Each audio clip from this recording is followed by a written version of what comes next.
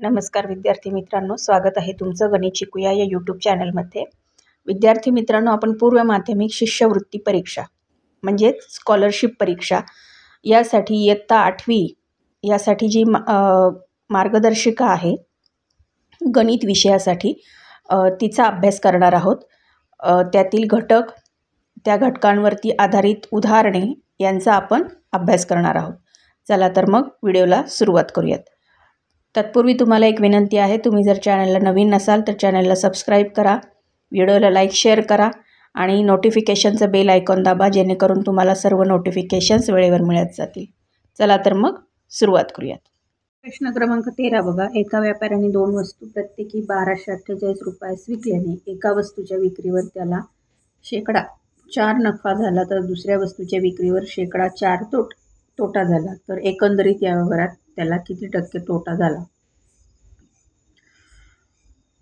(4) नफा म्हणजे 100वरती 4 म्हणजे 100 अधिक 4 म्हणजे 104 आणि तोटा म्हणजे 100वरती 4 तोटा म्हणजे 100 वजा 4 म्हणजे 96। त्याप्रमाणे आपण इथे लिहून घेतलं, पूर्ण गणित सोडवलं, ते उत्तर आलं आपले 0.16 म्हणजे याचा पर्याय क्रमांक येतो 3। प्रश्न क्रमांक 14 बघा, एक वस्तू 1955 रुपयाला विकल्याने एका व्यवहारात 15% नफा झाला तर दुसऱ्या व्यवहारात तीच वस्तू 1955 रुपयाला विकल्यावर 15% तोटा झाला, तर एकंदरीत या व्यवहारात व्यापाऱ्याला नफा अगर तोटा किती झाला? जसं आपण 13 नंबरचं उदाहरण बघितलं तसंच त्याप्रमाणे हे उदाहरण आहे। तर त्याच्यामध्ये आपण शेकडा तोटा बरोबर आता काढायचं आहे आपल्याला। तर तोटाचा वर्ग छेद 100 बरोबर 15चा वर्ग छेद 100 बरोबर 225 छेद 100 म्हणजे 2.25, पर्याय क्रमांक 2 या प्रश्नाचं उत्तर।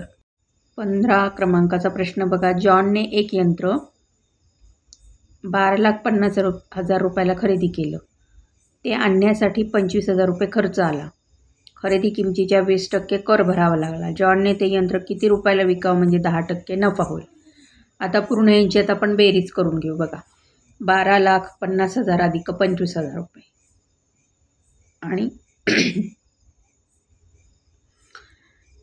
तर किंवा याप्रमाणे पण करता येईल आपल्याला, 12,50,000 गुणिले 20 छेद 100 म्हणजे 20% त्याला काय झाला, कर भरावा लागला, तो कर किती आला 2,50,000 रुपये। मग आपण तो कर आणि आणण्याची किंमत वगैरे सगळं जर केलं तर 15,25,000 रुपये काय झाला, एकूण खर्च झाला। आता त्याच्यावरती जर 10% नफा काढायचा आहे तर मग तो नफा आपण काढून घेतला, तो आला आपला 1,52,500 रुपये।